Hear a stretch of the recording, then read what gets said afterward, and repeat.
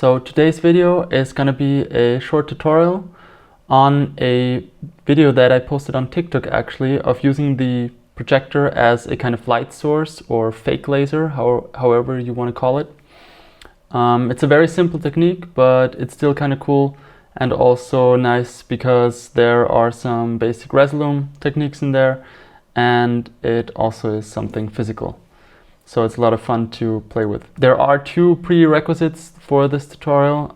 One of them is a projector and the other one is a hazer. And so a hazer, if you don't have one or don't know what it is, it's a kind of smoke machine. While a smoke machine does more of this kind of dense smoke that passes quite quickly again, a haze is more of this constant, not as dense kind of haze that is just used in events and lighting, especially to make light visible in the space, right? And so you can get some really decent hazers for about $100, and if you work in the kind of event space or in interactive art installations or light installations or anything of that, or if that is of your interest, it will be the best $100 you can spend. Like literally, it will change everything. The core principle is basically that we are projecting an image, but instead of looking at the image itself on the wall or on a surface, we want to make the light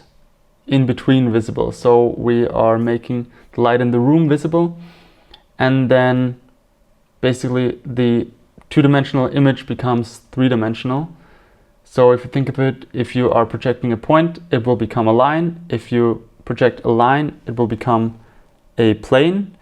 And if you project something as a circle, it will become a torus, and a rectangle will become a pyramid shape, because it all comes out of the projector lens and opens up into the room, and you will see the light as a the light as a source, right? So I hope this makes sense, but we will have a look at it later where it will probably make way more sense. To start, I will head into Resolume and insert a shaper in the source tab here. And I will drag it on to layer 2 and explain why in a couple of seconds. First of all, I'm going to have the circle here, which is white with a blue outline. I don't need the solid surface, so I'm going to set the color to black, and the outline color I will set to white. I will also reduce the thickness to 0.05, so making it a little bit thinner and more elegant. And then I can also animate the scale. If I go to the settings here, right next to the scale tab, select timeline, and now it's going to animate this circle, and it will get bigger, and I'm just going to do it until it's out of the image, kind of like this is nice. And what I could also do is select the envelope here, and here you can create a curve for the animation itself. So now it is linear as a standard, but if I select something as the circular out, it will have more of the smooth effect, and I'll also decrease the seconds to 2 seconds maybe. Also make the length a bit longer so it actually goes out of the image. Now this is already quite a nice effect. Also, I'm thinking I could do this as a BPM sync in the same way. That way it will be synced. I could sync it to the beat, which is also kind of a nice technique. Now it will just open up every second beat, which is kind of nice. Yeah, and now I'm gonna make a new thumbnail for this by clicking Command Shift and T or Control Shift T on Windows, and wait for the right moment just so I can see the thumbnail and see what it did there. Now for the second one, I'm also gonna create another shaper, make that a small circle. I'm just gonna set the outline to 0, so it's just a circle, and make that way smaller, something like maybe again 0.05. And for this one, I'm going to animate the X position to the left and right. So I'm going to go something to like -500 and 500, like this. and I want to have it kind of bounce back and forth. So instead of the loop, I'm gonna set it to bounce. Set that to 1 second. Now let's do even less, like 0.5 seconds or even less. Yeah, so this is kind of fun.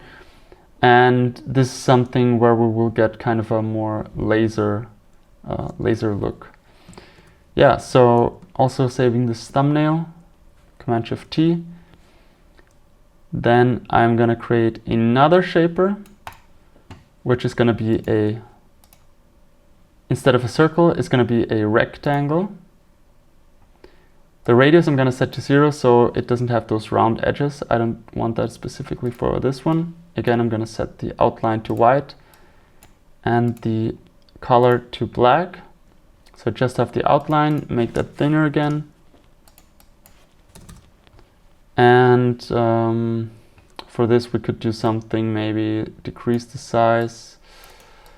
And maybe let's animate the rotation. Yeah, this could also be kind of neat. Double that so it's a bit slower. All right, save the thumbnail so we can see it. And the fourth one that I want to show is the line source. So I'm gonna look for lines, drag that in there, and this creates this pattern of horizontal lines. And here I can decrease the width to 0.05 again maybe, and I'm also gonna just set the fuzziness to 0 because we don't really need this for this effect. We're just gonna lose some brightness. And then to animate this, I can set the position to timeline here, and now it creates this looping animation of lines. And this was basically the one that I used in this TikTok as well. So if you just want to recreate that, that's all you need. Now, to also introduce some color to this, I'm gonna add a solid color source and drag that into the first layer. And this is why I created the second layer for the shapes, because I'm using the first layer as a base color. And if I activate the color, I can see that now it just plays the shapes on top of this. But what I could do is use those as a mask. So white is actually kind of the alpha channel. And to do this, I will select the blend mode here, and instead of add, set it to 50 mask. And this way, the layers now are used as an alpha, or as a mask basically, for the layer below.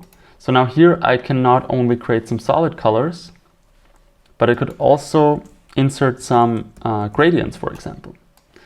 So this way I could add the gradient here, and you can already see that I'm getting this gradient from left to right. And here you can also select the type and set that, for example, to vertical. And also instead of this method of 2 colors, you can set it to palette. And by standard, it's this rainbow palette, but that's already also kind of interesting. I'm just gonna set that to something a little bit more simple. And so here it's interesting because you can see this is just the gradient, and the gradient itself is not animated, but because the lines go through, they kind of seem to be changing the color. Well, especially if I go back to that rainbow, here they seem to be changing color. So yeah, maybe let's just keep the rainbow for now, just to demonstrate this.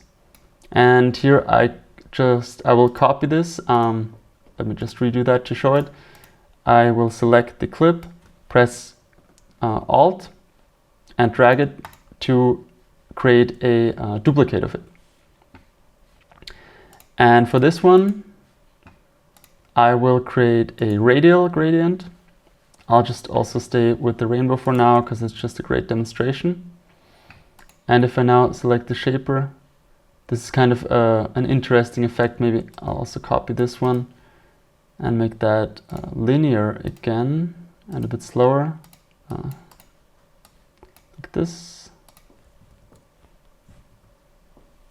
Yeah, so this is also kind of a neat effect. And now we have, all of these different combinations of using the different gradients and colors with the different shapes. So yeah, this is kind of the basic setup in Resolume. Now let's see how all of this looks if I actually use the projector and the Hazer.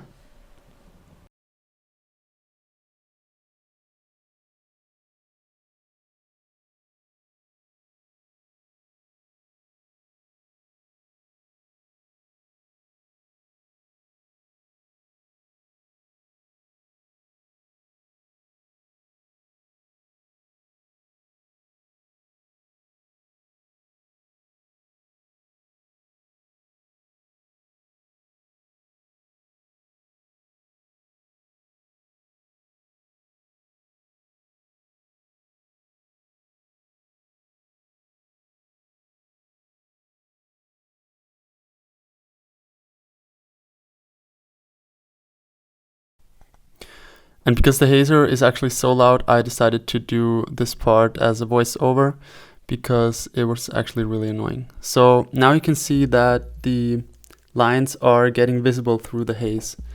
And this is just, you know, such a cool effect, as you can see here, especially with the really fresh haze, where you can see the particles kind of. That is just a super neat effect on its own. But yeah, now you can see how our sources look like in, projected into the room. So these were the lines, and this is the circle that's opening up. And it's just super interesting, you know, what kind of space this creates in the room and how you can play with the concept of creating space through light. And because you have so much resolution, there's, you know, a lot of possibilities there. But just always keep in mind that you should keep it very minimalistic, because if the image you're projecting becomes too complex, then you will lose this contrast and it will become too complex and you won't be able to see any of the space created. So you know, even here you can see the lines are almost too many, so I decreased them to just 3, so the effect works better. So minimalism is just really a key element of this whole technique. And what's also really neat is that you can, you know, just film it without having to worry that your sensor is going to trash your camera, as you would have the problem with lasers.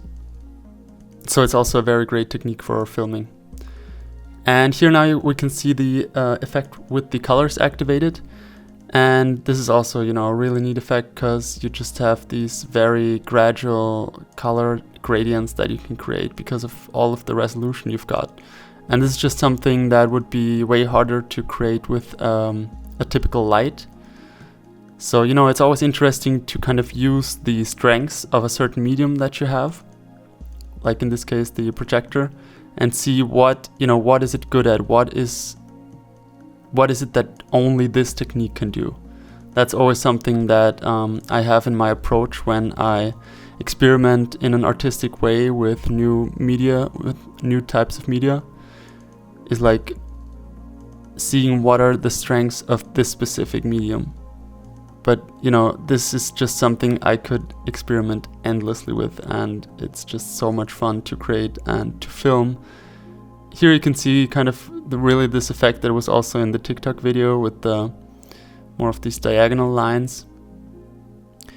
And even, you know, the silhouette of the hands. You could do the same with people, you know. It's just a very nice effect that you can use in videos.